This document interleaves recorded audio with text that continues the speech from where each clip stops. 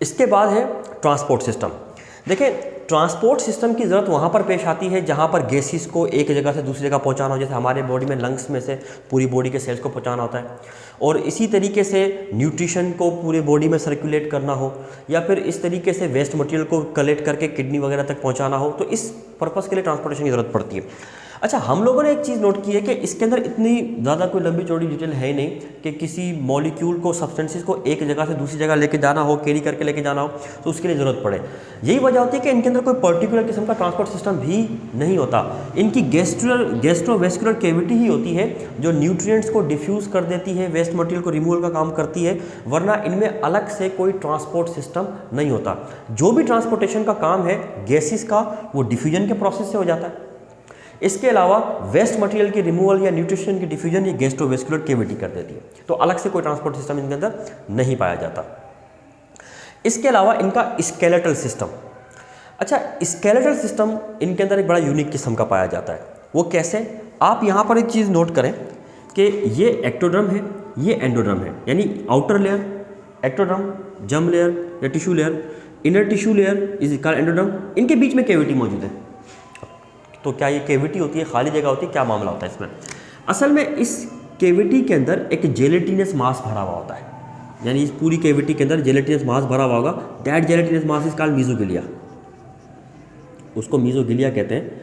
और ये मीजोगिलिया जो है ये इसकी शेप को भी मेंटेन किए हुए, बॉडी को सपोर्ट भी किए हुए होती है। इसी वजह से this mesoglea act as the skeleton of cnidarians. Mesoglea cnidarian का स्केलेटन होती है। इसके बाद मोस्ट इंटरेस्टिंगली जो सबसे अहम चीज़ है कि ये वो एनिमल है जिनके अंदर नर्वस सिस्टम का एवोल्यूशन स्टार्ट हो गया था, और इनके अंदर जो नर्वस सिस्टम पाया जाता है वो कहलाता है diffused type of nervous system. Diffused type of nervous system, ठीक है। जिस तरह हमारे अंदर है, हमारा जो नर्वस सिस्टम है सेंट्रलाइज्ड है, मतलब हमारी बॉडी के अंदर पूरी बॉडी में नर्व्स फैली हुई हैं और तमाम नर्व्स कनेक्टेड हैं ब्रेन और स्पाइनल कॉर्ड से, और तमाम इंटीग्रेशन, डिसीजन मेकिंग हमारा ब्रेन स्पाइनल कॉर्ड से ही हो रही होती है। तो हमारा सेंट्रलाइज्ड नर्वस सिस्टम है। लेकिन इनका जो नर्वस सिस्टम होता है वो कंसिस्ट करता है नर्व नेट्स पर, यानी नर्वस सिस्टम नर्व नेट्स का बना होता है। अब nerve net is the combination of two terms, nerve और नेटवर्क, यानी नेटवर्क ऑफ नर्व।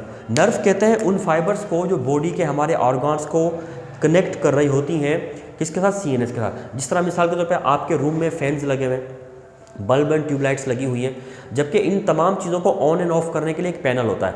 अब ये बल्ब उस किसी वायर के साथ, उस पैनल के साथ या इस बोर्ड के साथ, स्विच बोर्ड के साथ कनेक्टेड होता है, तो उसको ऑन ऑफ कर सकते हैं बासानी। अगर उसको कट कर दें तो जो है ना वो कोई कुछ भी काम नहीं होगा, यानी वो ऑन ऑफ होगा ही नहीं। तो इसी तरह हमारे बॉडी के जो ऑर्गन है इस बल्ब की तरह है, और ये जो स्विच बोर्ड है ये हमारा ब्रेन या सीएनएस है, इनके बीच में जो कनेक्शन है ना वायर्स का, ये हमारी नर्व कहलाती है। तो हमारी नर्व तो सीएनएस के साथ यानी ब्रेन और स्पाइनल कॉर्ड के साथ कनेक्टेड है, इनमें ब्रेन और स्पाइनल कॉर्ड नहीं होता। क्योंकि एक बात याद रखिएगा कि ब्रेन की जो एवोल्यूशन है ना वो डायरेक्टली रिलेटेड है एवोल्यूशन ऑफ हेड से, यानी जिन एनिमल में हेड होगा उनमें ब्रेन की एवोल्यूशन स्टार्ट हुई। तो इनमें तो हेड ही नहीं होता, इनमें तो बस ये ओरल एंड होता है, तो ये हेड नहीं होता है इनका, ठीक है। अब यही वजह होती है कि इनमें नर्व नेट होती है, मतलब इनके अंदर इस तरीके से नर्व होती है, नर्व फाइबर, और उनका पूरा नेटवर्क फैला हुआ होता है पूरी बॉडी के अंदर। यानी इसमें भी ऐसा होता है, पोलिस में भी, मेडुसा के अंदर भी ऐसे होता है। तो इनके अंदर नेटवर्क ऑफ नर्व इस तरह फैला हुआ होता है, और इस तरीके से ये इंफॉर्मेशन कन्वे करते हैं एक जगह से दूसरी जगह पर अपने।